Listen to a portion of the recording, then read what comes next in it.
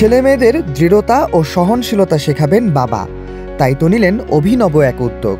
কোনো লাইব্রেরিতে নয়, না কোনো শিক্ষণীয় সিনেমায়, ছেলেমেয়েদের হাত ধরে সোজা বেরিয়ে গেলেন রাস্তায়। লক্ষ্য সন্তানদের দৃঢ়তা ও সহনশীলতা শেখাতে তাদের লম্বা পথ হাঁটাবেন। এ পথ যেন তেন কোনো পথ নয়, চীনের শেনজেন থেকে শুরু করে হুনান প্রদেশ পর্যন্ত দীর্ঘ ৮০০ কিলোমিটারের লম্বা পথ এটি। বাচ্চা দুটিও এত লম্বা পথ পাড়ি দিয়েছে খুব স্বাচ্ছন্দ্যে।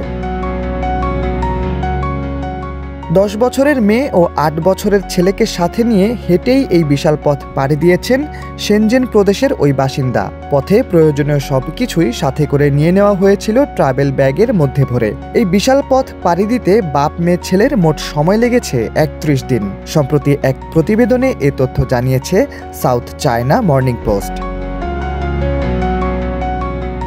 জানা গেছে, ছেলেমেয়েদের নিয়ে এই বিশাল পথ হেঁটে পাড়ি দেওয়া ব্যক্তিটির নাম উ। শেনজেন প্রদেশেই তার বসবাস। ২ সন্তানকে নিয়ে গত ১৭ জুলাই তিনি হেঁটে রওনা দেন হুনান প্রদেশের উদ্দেশ্যে। তার বিশ্বাস, এই বিশাল পথ হাঁটার মাধ্যমে তার সন্তানদের মাঝে তৈরি হবে দৃঢ়তা ও সহনশীলতার শিক্ষা। তবে শুরুতে তিনি নিজেও সন্দেহে ছিলেন তার ছেলেমেয়েদের নিয়ে কিভাবে তারা এত লম্বা পথ পাড়ি দেবে। সাউথ চায়না মর্নিং পোস্ট বলছে, প্রথমে উ নিজেও ভাবতে পারেনি এত অল্প বয়সী ২ শিশু এত দীর্ঘ পথ সফলভাবে অতিক্রম করতে পারবে। কিন্তু যাত্রা শেষে তিনি সন্তানদের নিয়ে ভীষণ গর্ব প্রকাশ করেছেন। স্থানীয় সংবাদ মাধ্যমকে উ বলেছেন, আমি ভাবিনি ওরা শেষ পর্যন্ত যেতে পারবে। এখন আমার স্বস্তি হচ্ছে যে তারা পেরেছে। একই সঙ্গে আমিও তাদের জন্য গর্বিত। এক্সট্রিম মশার কয়েল প্ল্যান্ট ফাইবার দিয়ে তৈরি, ডেঙ্গু, চিকুনগুনিয়া বাহি সহ যে কোনো মশার বিরুদ্ধে দেয় এক্সট্রিম সুরক্ষা। জানা গেছে, বছরখানেক আগেই তিনি এরকম একটি পরিকল্পনার কথা ভেবেছিলেন। তবে তখন সন্তানদের বয়স কম থাকায় তা আর সম্ভব হয়ে ওঠেনি। শেষমেশ সে স্বপ্ন বাস্তবায়িত হলো ২০২৫ সালে। উ জানান, আগে তার সন্তানরা সহজেই হাল ছেড়ে দিত, চ্যালেঞ্জের মুখে পিছিয়ে যেত।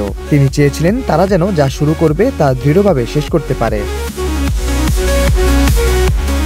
জানা গেছে, এই দীর্ঘ পথ পাড়ি দিতে প্রতিদিন অন্তত ২৩ কিলোমিটার হাঁটতে হয়েছে উ ও তার সন্তানদের। চলার পথে খাবার পানি সবই দিতেন উ নিজে।